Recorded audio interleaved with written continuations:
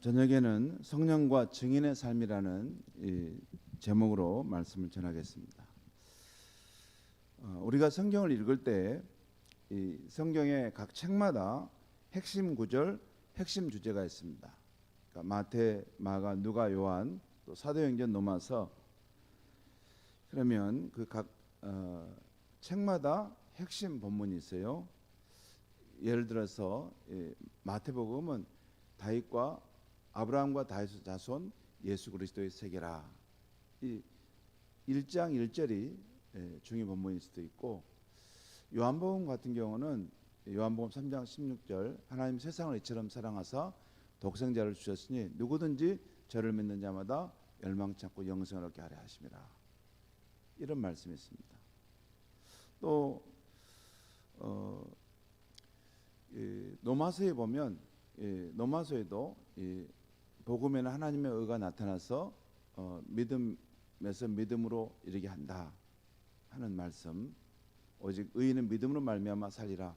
이 말씀이 그 책의 핵심 구절이고 또한 주제이기도 합니다. 그런 면에서 사도행전의 경우에는 오늘 본문의 말씀이 아주 중요합니다. 오늘 본문 사도행전 1장 8절의 말씀을 다시 제가 읽겠습니다. 오직 성령이 너에게 임하시면 너희가 권능을 받고 예루살렘과 온 유다와 사마리아와 땅까지 이르러 내 증인이 되리라 하시니라. 사도행전의 경우는 이 사도행전 1장 이 8절의 말씀이 이 책 전체를 아우르는 주제의 말씀, 핵심 주제라고 할 수 있습니다. 오늘 이 사도행전 1장 8절에는 본문에는 세 가지 중심 단어가 나와요. 성령이 임하면 권능을 받고, 곧 성령, 권능, 그리고 너희가 내 증인이 될 것이다. 증인. 성령, 권능, 증인. 그런데 그 중에서도 가장 중요한 단어를 붙들려면 증인입니다. 증인. 우리가 성령이라고도 말할 수 있지만 더 엄밀하게 보면 증인입니다. 오늘 본문에서 성령이 우리에게 임하는 것은 그 자체가 목적이 아닙니다. 성령이 임하는 것은 그 결과 우리가 증인의 삶을 살게 하려는 것이죠. 그런 관점에서 사도행전을 보면 1장에서부터 28장까지는 그 당시 변방인 예루살렘에서부터 세상의 중심이라고 여겨진 로마에까지 어떻게 증인들을 통해서 복음이 전파되었는가를 보여주고 있어요. 하나님 나라 이 복음의 증인, 예수의 복음의 증인인 사람들이 의해서 어떻게 이 구원의 복음이 그 예루살렘 변방에서부터 확장돼 가지고 그 당시 가장 세계의 중심이라고 하는 로마에까지 전파되게 되었는가 하는 것을 보여주고 있습니다. 어떤 관점에서 보면 2021년에 이 한반도의 한 모퉁이인 이 순천 지역에 사는 우리에게 복음이 전해지고 또 우리가 믿고 구원을 받아 이 자리에서 예배를 드리는 것도 오늘 이 사도행전 1장 8절이 이루어진 현장이라고 할 수 있죠. 예수님께 제자들에게 하신 이 말씀을 붙들고 이 제자들이 이렇게 이 말씀에 순종하여 나아가서 전파하게 되면서 그 복음이 유럽을 넘어가고 또 북미를 넘어가고 또 그리고 북미에서 우리 아시아로 복음이 넘어오면서 우리가 우리나라가 복음화되면서 순천에 살고 있는 우리에게도 이 구원을 받게 되고 하나님을 예배하는 이런 삶의 자리까지 이루어지게 됐다는 것입니다. 그러니까 그 당시 제자들은 꿈도 꿀 수 없었던 이런 일들이 일어난 것이죠. 그리고 이 일들이 어떻게 일어나게 되었는가? 그 핵심 이유는 증인 때문입니다. 증인. 그래서 기독교의 하나님의 관심은 이 증인, 하나님 나라의 복음을 증거하는 사람들, 예수를 전하는 사람들의 깊은 관심을 갖고 있어요. 그리고 이들을 보호하고 또 이들을 세우십니다. 지키십니다. 그래야지 하나님의 뜻이 계속 이 땅에 이제 펼쳐져 가는 것이죠. 그런데 제자들이 이 예수 십자가와 부활을 이렇게 목격했지만 바로 증인이 될 수 있었던 것은 아닙니다. 제자들은 그랬죠. 예수님이 십자가에 죽으신 것과 부활하신 사건을 목격했지만 바로 증인이 되었던 것은 아닙니다. 우리 주변에서도 목격했음에도 불구하고 목격했음에도 불구하고 증인이 되는 그런 삶을 살지 못하는 것을 봅니다. 그러니까 교회를 다니고 설교를 수없이 들었지만 그렇다고 해서 증인이 바로 되는 것은 아니라는 거예요. 여러분, 설교를 많이 들었어요. 예수님의 십자가와 부활하심에 대한 설교를 많이 들었는데도 이게 밖에 가고 가정과 일상의 삶으로 가면 자폐증 환자처럼 이렇게 여기서는 잘 이렇게 기뻐하고 좋아하는데 밖에 나가서 정작 복음을 전해야 될 가족에게는 아무것도 전하지 못하는 그런 우리의 현실을 보는 때가 많습니다. 그러면 어떻게 해야 예수 믿는 이들을 통해서 하나님 나라 복음, 예수 복음이 온 세상에 전해질 수 있을까요? 오늘 말씀에 해답이 나와 있습니다. 곧 우리에게 성령이 임하시고 권능이 주어져야만 가능하다는 것입니다. 저와 여러분에게 성령이 임하시고 그 권능이 임해져야만 가능하다는 것이죠. 여기서 말하는 권능은 무슨 막 이렇게 괴력을 행한다거나 무슨 막 없던 막 그런 새로운 어떤 그런 것을 꼭 말하는 게 아닙니다. 성령이 우리에게 임하시고 우리 안에 역사하시는 어떤 그런 증거가 있어야만이 이런 증인의 삶을 산다는 것이죠. 정작 바로 옆에 복음을 전해야 할 사람이 준비되어 있음에도 성령의 권능을 받지 못하면 한마디도 못하게 됩니다. 그 사람에게 참 복음을 전해줘야 되는 그 상황인데도 성령의 권능을 받지 못하면 전혀 중요하지 않는 세상 이야기만 하다가 헤어지고 맙니다. 여러분 어떠신가요? 우리가 그럴 수 있습니다. 원래 예수님의 십자가의 가치와 또 예수님의 부활하심을 나는 믿는데 정말 이 사람에게도 그 구원자 예수님이 정말 필요한 사람이고 이 사람은 지금 삶이 울적하고 또 인생의 의미를 찾지 못해서 방황하는 것을 보면서도 용기를 내서 전하지를 못할 수가 있습니다. 그런데 신비한 것은 성령이 임하시면 육안으로 직접 목격한 것보다도 더 확실해지고 더 용기가 생기게 됩니다. 이게 신비롭습니다. 제자들이 그랬어요. 사도행전 2장 오순절날 성령이 임하기 전에는 제자들이 예수님의 십자가와 그 부활하심을 목격했지만 예수님과 부활하신 예수님과 대화까지 할 수 있었지만 증인이 되지 못했습니다. 그러나 그들이 성령으로 충만함을 받게 되었을 때 예수님의 십자가와 부활의 효력을 주관적으로 믿을 수 있었고 담대하게 증언하기 시작했습니다. 여러분, 성령을 받는다는 것은 무슨 길을 받는 게 아니고 삼위 하나님 가운데 한 분이신 성령 하나님께서 우리 삶에 들어오신다는 것이에요.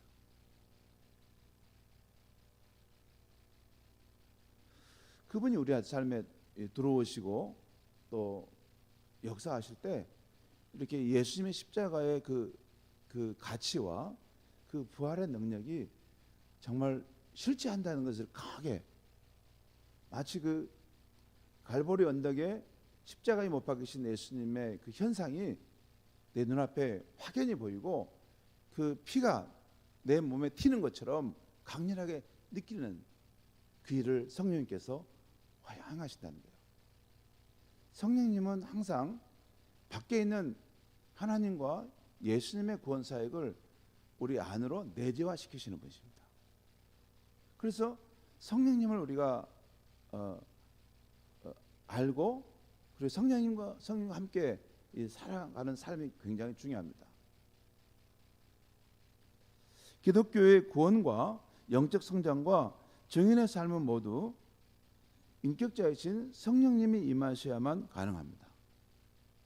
성령님이 임하셔야만 우리 주님의 십자가의 대속과 부활이 믿어진 것입니다. 여러분, 성령님이 임하셔야만 예수님의 십자가의 그 속죄가 나를 위한 것이라는 것, 예수님의 부활하심 속에서 내가 부활할 수 있다는 것이 믿어집니다. 또한 성령님이 임하시고 우리가 성령을 따라 인도함을 쫓아갈 때 영적 성장이 시작됩니다. 여러분, 이 크리스찬의 삶은 하나님께서 말씀하신 그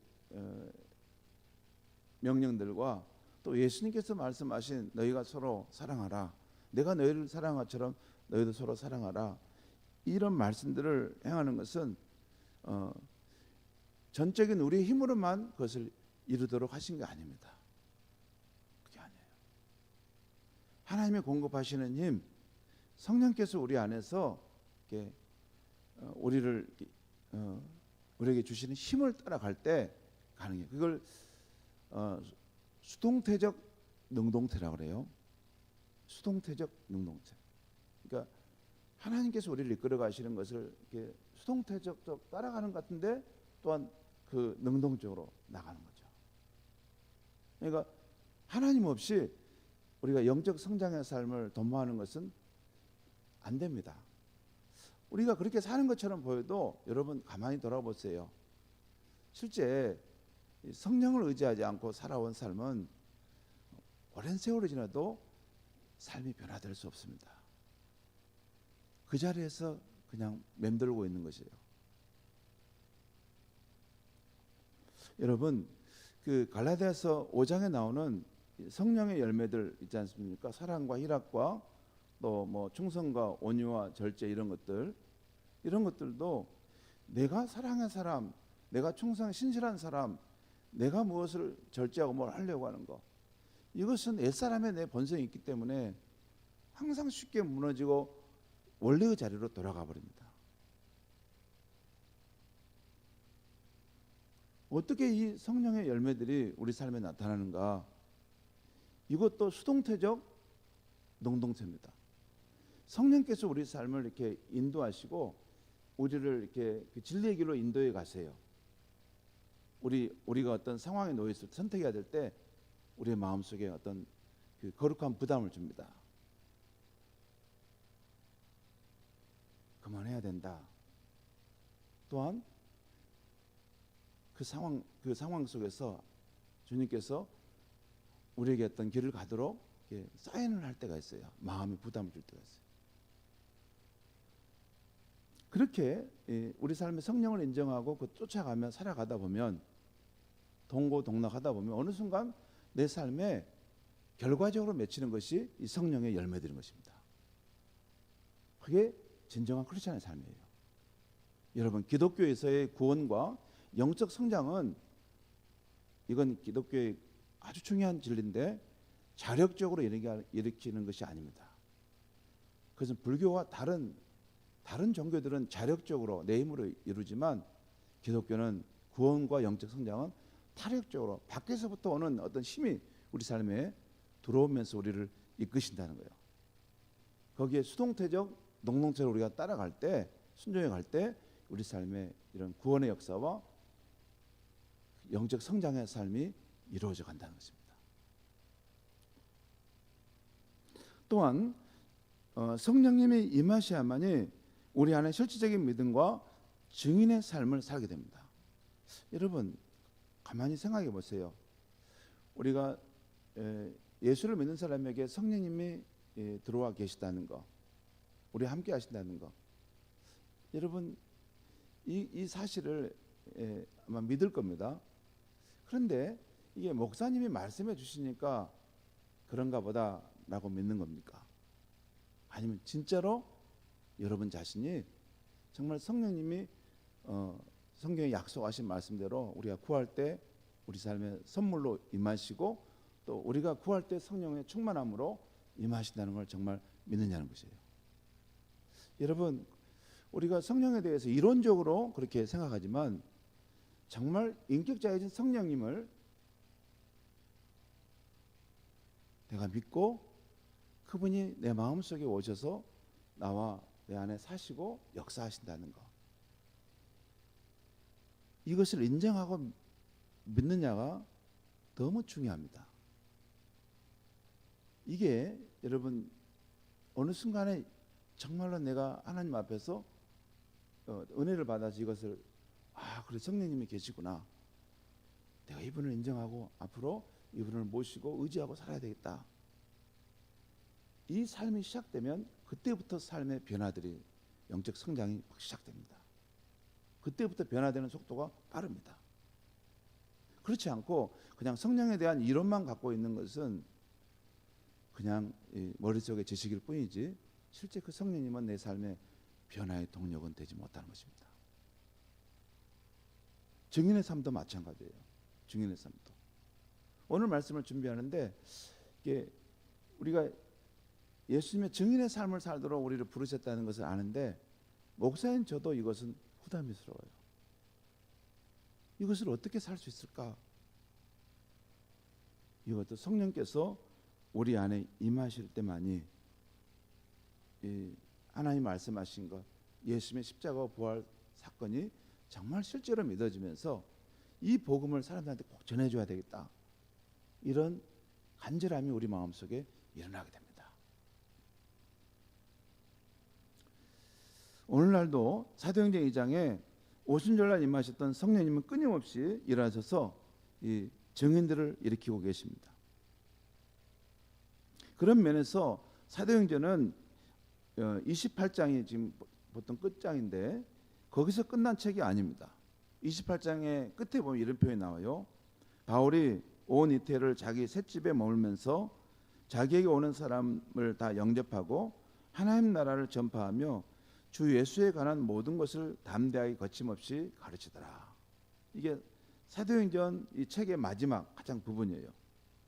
그러니까 그 당시 세상의 중심이라고 하는 로마에까지 올라가서도 이 하나님 나라의 복음, 예수 그리스도에 대한 예수가 구원자라는 것을 담대하게 전파했다는 거죠. 그리고 그 이야기가 끝나는 것처럼 보입니다. 하지만 그게 끝이 아니고 사도행전, 제자들의 행전은 계속 지금도 이루어지고 있다는 것입니다. 지금도 세계 조처에서 예수의 증인들이 구름대처럼 일어나 사도행전의 말씀이 이어지고 있는 것이에요. 지난 2000년 동안 기독교 역사는 어느 한 시점을 향해서 계속 흘러가고 있었습니다. 그리고 지금도 흘러가고 있는데 그 시점이 언제입니까? 마태복음 24장 14절에 보면 이 천국 복음이 모든 민족에게 증언되기 위하여 온 세상에 전파되리니 그제야 세상의 끝이 오리라 하는 말씀이 있어요. 이것은 예수님께서 하신 예언의 말씀인데 하나님의 아들이신 예수님께서 하신 이 말씀은 그대로 이루어질 것을 우리는 믿습니다. 지금도 중동 지역이나 이슬람 지역 곳곳에 또 중국과 같은 사회주의 국가에 하나님 나라의 증인들이 그곳에 있고 또 복음을 전하고 있습니다. 지난 2000년 역사 속에 수많은 폭군들이 증인들의 입을 막으려고 핍박과 여러 시도를 했지만 그래서 증인들을 때로는 죽이기도 했지만 오히려 증인들은 더욱더 늘어나게 되었습니다. 그리고 증인들은 성령이 임하심으로 십자가 복음이 그 가슴에 꽂혔기 때문에 생명의 위협에서도 증인의 삶을 담대히 살고 있는 것입니다. 이것이 지난 2000년의 기독교 역사를 움직여왔던 힘이고 그 혜택을 오늘날 저와 여러분이 누리고 있는 것입니다. 그렇습니다. 저희 어머니가 처녀 때 누군가 증인의 그 전도를 받아서 이렇게 교회를 나오고 복음을 갖게 되었는데, 그로 인한 혜택을 제가 받고 있고, 제가 이제 신학을 해서 여러분에게 증인의 삶에 대한 복음을 확신 가운데 전하고 있는 것입니다. 그런데 성도 여러분, 이제는 우리 차례입니다. 곧 성령님은 이제 우리 가운데 하나님 나라 복음의 증인을, 예수의 증인을 찾고 계십니다. 우리 교회들 가운데 증인의 역할을 감당할 진정한 성경적 교회를 찾고 있는 것입니다. 물론 오늘날 우리가 사는 세상 속에서 증인으로 살아간다는 것이 만만한 일은 아닙니다. 어렵죠. 옛날처럼 정말 사회가 단순하고 또 이렇게 그냥 늘 이렇게 서로 불화하고 함께 모여 있는 그런 마을이고, 그랬으면 좋은데 지금 너무 이질적이고 또 복잡다단한 그런 세상이 되어가고, 또 우리의 삶, 우리의 정신을 이렇게 오염시키는 그런 세상의 문화도 이렇게 아주 다양하게 들어오고 있어요. 또 이슬람도 뭐 이런 그런 물질주의나 또 다른 하나님을 믿지 못하게 하는 세상의 그런 사상과 생각들이 가득한 시대입니다. 그래도 우리는 오늘 사도행전 1장 8절 말씀에서 증인의 삶을, 이 시대 증인의 삶을 사는 길을 찾았으면 합니다. 오늘 말씀을 다시 한번 보면, 오직 성령이 너에게 임하시면 너희 권능을 받고 예루살렘과 온 유대와 사마리아와 땅까지 이르러 내 증인이 되리라 하시니라. 제가 이 말씀을 묵상하면서 주님께서 제게 보여주신 증인의 삶을 살 때 이렇게 하면 된다 하는 것을 오늘 저녁에 두 가지만 제가 말씀하겠습니다. 두 가지만 오늘 말씀 묵상하는 가운데 보여지게 됐어요. 첫째는 우리가 먼저 성령의 권능을 받아야 한다는 것입니다. 증인의 삶을 내 힘으로 하는 게 아니고 성령의 권능을 받아야 한다는 것입니다. 오늘 본문의 앞에도 보면 예수님께서 분명히 말씀하세요. 우리가 성령을 받는 것이 얼마나 중요한가. 내 아버지께서 너에게 약속한 것을 받기까지는 너희가 이곳에서 기다리라. 그 말씀하시잖아요. 앞에 보면 나옵니다. 그 아버지께서 약속하신 것은 성령을 받는 것을 말합니다. 바로 이 성령의 세례를 받을 때 너희가 증인의 삶을 살 수 있다는 것이에요. 자, 그러면 이 성령의 권능을 우리가 받기 위해서 어떻게 해야 되는가? 우리는 무엇보다 구원자 예수님을 우리 마음의 주로 삼아 살아가야 하겠습니다. 여러분, 우리 마음에 성령을 모신다고 하는 것은, 성령은 예수 그리스도의 영입니다. 그러니까 예수님을, 구원자 예수님을 우리 마음의 주로 삼아 살아가는 거예요. 그것이 바로 성령을 우리가 모시고 살아가는 삶인 것입니다. 성도 여러분, 성령의 권능을 받는 길, 그 성령으로 충만함을 받는 길은 무엇일까요? 이전에는 우리가 성전에 나와 부르짖는 기도하는 것이라고 여겼습니다. 지금도 이 성전에 나와 이게 함께 화요 중보 기도 모임 때 우리가 부르짖어 기도하거나 또 1인 성전 기도 대행진을 하는 이런 성도님들을 많이 봅니다.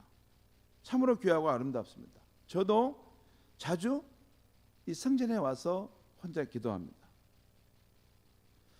그리고 이곳을 찾아 기도할 때 하나님이 약속하신 대로 숨결 같은 성령으로 우리를 채우시고 새롭게 하신다는 것을 저는 확신합니다.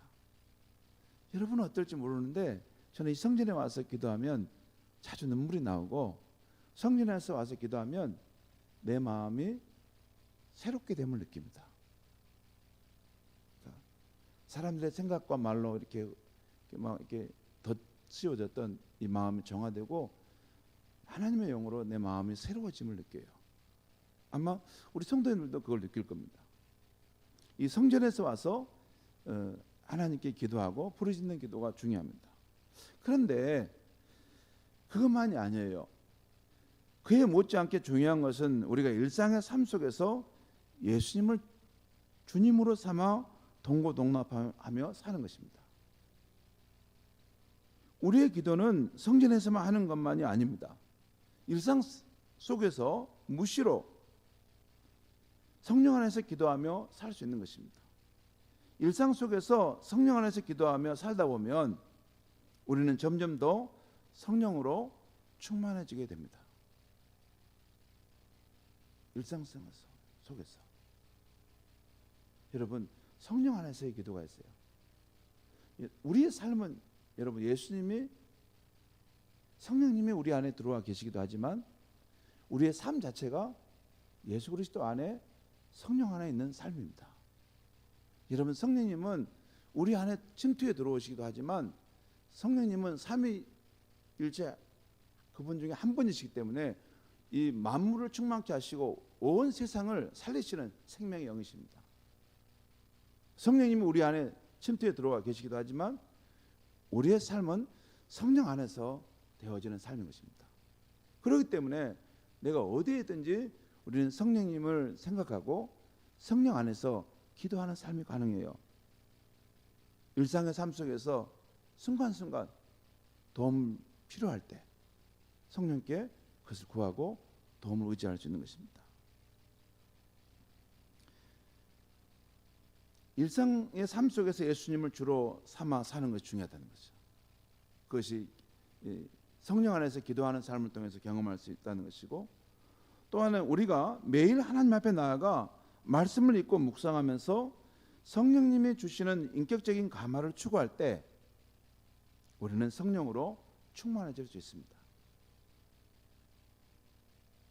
그리고 우리가 매일 하나님의 말씀을 통해 성령 하나님과 인격적인 만남을 가질 때 우리의 삶은 점차 그리스도의 장성한 모습으로 변화되어 가는 것입니다.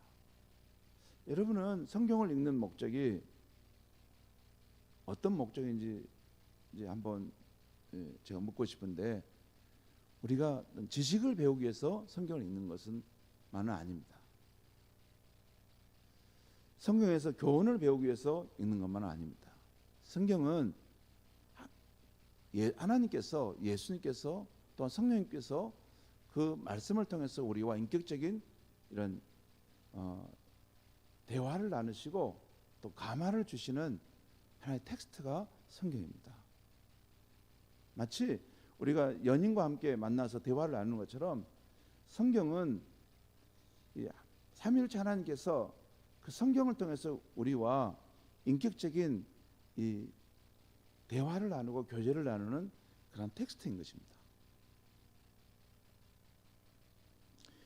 그래서 성경을 읽을 때 이것을 하나님과 함께, 하나님이 주시는 오늘 내게 주신 말씀을 생각하면서 자꾸 읽고, 또 이것을 성령님을 도움을 받아서 구하게 될 때 우리도 모르게 성령의 충만함을 받을 뿐만 아니라 점차 그리스도의 장성한 모습으로 우리는 변화되어 간다는 것입니다.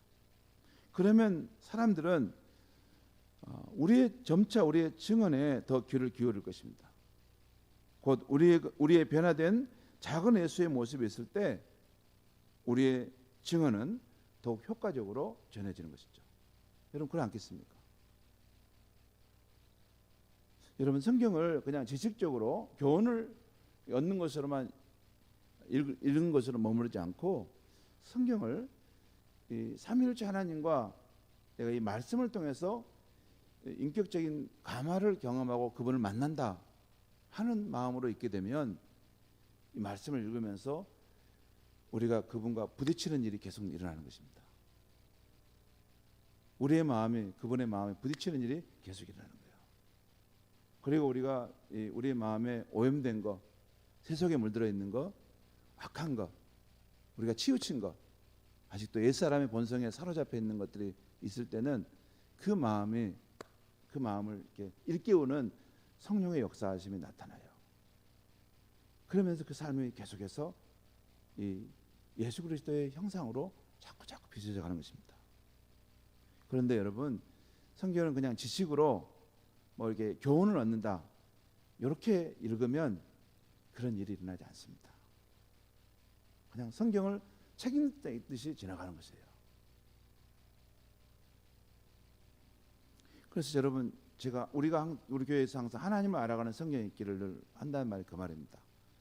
하나님은 인격자이십니다. 그리고 그분과 우리의 관계가 인격적인 관계 속에 살기를 원하세요. 그 말은 서로가 점점 더 깊이 알아가고 알아간 만큼 서로를 더 사랑하는 그런 관계가 되어지는 것이 하나님이 우리를 창조하신 이유고 우리를 부르신 이유입니다. 그렇게 하면 우리의 삶도 변화되고 우리가 증거하는 이 증언들도 사람들이 더 신뢰하게 되는 것이죠. 두 번째, 우리가 오늘 이 예수 증인으로 살아가는 이 삶을 오늘 이 말씀에서 우리가 확인할 수 있으려면 또 하나는 예수 증인됨의 첫 번째 자리는 우리 각자의 예루살렘이라는 것입니다. 오늘 예수님께서 제자들에게 증인의 삶을 살도록 하는 과정을 보면 먼저 예루살렘이고 그 다음 온 유대이고 그 다음은 사마리아, 그 다음 땅까지 확장되어 가는 것을 봅니다. 제자들에게 예루살렘은 그들을 잘 아는 사람들이 있는 곳입니다. 나를 잘 아는 사람들이 있는 곳이에요. 그런데 그곳에서부터 점차 확장되어 가는 것입니다. 저는 우리들에게 있어서 예루살렘은 우리를 가장 잘 아는 가족들, 친구들, 그리고 친척들이라고 봅니다. 바로 그들에게서부터 우리의 증인됨의 삶이 있어야 한다는 것입니다. 그래서 저는 가족전도 가까운 친척전도가 참 중요하다고 봅니다. 그분들은 어쩌면 우리가 성령으로 충만함을 받고 작은 예수로 변화되는 삶을 보면서 동시에 우리의 증언을 들어야 할 첫 번째 수혜자들이라는 거예요. 이 예수, 이 생명의 복음, 이 구원의 복음, 이 증언을 들어야 할 첫 번째 수혜자가 우리가 서 있는 그 예루살렘, 바로 우리가 가까이 있는 그런 우리의 육친의 가족들이라는 것입니다. 저는 요즘에 참 부담스럽고 가장 어려운 일이지만 이렇게 배우자, 자녀, 부모, 형제, 친척들인 가족 전도를 하지 않고서는 우리가 진정으로 증인의 삶을 살 수 없다는 생각을 자꾸 하게 됩니다. 그렇죠? 정말 우리가 우리가 받은 이 예수 구원의 복음이 이 예수님의 십자가 이 속죄 이 값없는 은혜를 믿고 받아들일 때 정말 내가 하나님의 심판을 내가 면할 수 있고 영원한 생명과 천국을 소유할 수 있는 것이 정말 확실하다면 죽음 이후에 그 세계를 내가 진정으로 바라보고 그 소망하며 사는 거라면 그 이야기를 전혀 들은 바가 없는 그리고 전혀 관심이 없는 저 사람들에게 전하지 않은 것은 뭔가 이게 이율 배반적이라는 거예요. 그리고 정작 자기 가족들에게 자기 집안 그런 친척들에게 전하지 않고 모르는 사람들에게 전하는 것에만 열심한 것도 그것도 이율 배반적이라는 거예요. 정말 그 복음이 우리의 삶과 죽음 넘어서까지 우리를 영원한 생명의 길로 인도하는 것이라면 가장 먼저 그 수혜의 대상은 우리의 가족과 우리 집안의 사람들이 그 혜택을 받아야 되지 않겠습니까? 우리가 보면 뭡니까? 우리 세상적인 것을 얻고 그것을 주는 것에 대해서는 제일 먼저 가족을 주려고 하면서도 이 세상과 다가올 세상에서 영원한 생명을 줄 수 있는 그 복음을 전하는 것은 우리 가족을 제외한다는 것은 말이 안 되죠. 로마 10장 13절 15절에 이런 말씀이 있어요. 표준세 번역의 말씀으로 제가 읽어드립니다. 주의 이름을 부르는 사람은 누구나 구원을 얻을 것입니다. 그런데 사람들은 자기들이 믿은 적이 없는 분을 어떻게 부를 수 있겠습니까? 또 들은 적이 없는 분을 어떻게 믿겠습니까? 또 전해주는 사람이 없으면 어떻게 들을 수 있겠습니까? 성경에 기록된 바 기쁜 소식을 전하는 이들의 발걸음이 얼마나 아름다우냐 한 것과 같습니다. 그렇죠, 여러분. 여러분, 누구든지 주의 이름을 부르는 사람은 구원자 예수님의 이름을 부르고 그걸 진정으로 그의 사역을 믿는 사람은 구원을 받는다는 것이에요. 그런데 그들이 들어본 적이 없는데 어떻게 믿을 수 있겠냐는 거죠. 그들에게 전해주는 사람이 없는데 어떻게 그들이 그 구원을 받을 수 있겠냐고 말이죠. 그렇기 때문에 기쁜 소식을 전하는 그 발걸음이 얼마나 아름다운가 하는 것입니다. 사랑하는 성도 여러분, 저는 우리 순천 은성교회 교우들이 지금보다 더욱 기도와 말씀의 생활을 추구함으로 성령의 충만함, 성령의 권능을 받기를 원합니다. 그래서 우리 각자에게 주어진 첫 번째 증인됨의 자리인 온 가족이나 온 집안에서 진정한 증인됨의 삶과 증거를 나타낼 수 있기를 바랍니다. 그래서 온 가족들을 정말 우리의 증인된 삶과 증언으로 구원할 수 있었으면 좋겠습니다. 그게 맞지 않습니까? 그게 정상적이지 않습니까? 우리의 예루살렘에서부터 증인된 그 삶을 실천하려는 그러한 삶의 모습을 하나님께서 더욱 축복해 주실 것입니다. 그래서 결국은 우리의 집안과 이웃을 넘어서 이 도시까지, 아니 복음을 아직 듣지 못한 저 북녘 땅과 땅끝까지도 우리의 증인됨의 축복이 그들에게 확장될 수 있기를 간절히 바랍니다. 그렇게 살면 사도행전 1장 8절의 말씀이 우리 삶을 통해서도 이루어질 것입니다. 기도하겠습니다. 하나님 아버지, 오늘 이 밤에 성령님과 증인의 삶에 대한 말씀을 전했습니다. 오직 성령이 너희에게 임하면 너희가 권능을 받고 예루살렘과 온 유대와 사마리아 땅까지 이르러 내 증인 되리라 하는 말씀, 이 말씀을 어떻게 우리가 받아들일까?